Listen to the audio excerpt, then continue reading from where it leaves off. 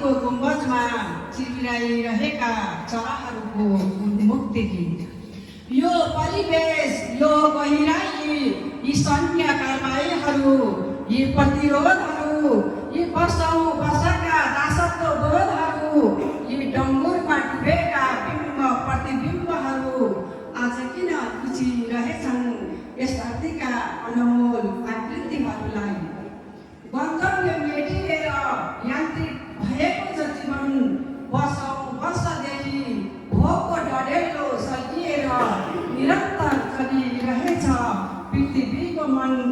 पत्र पत्र चोइटेर किन दुखिरहेछ समय, मलाई त संसार हाँसेको हेर्ने रहछ सुन्न गाउँ बस्तीबाट निस्केका पैतालाको सुमधुर सङ्गीत र अँध्यारो छिरीबाट गुन्जिएको जीवनको सिम्फोनी र अँध्यारो छिरीबाट गुन्जिएको जीवनको सिम्फोनी।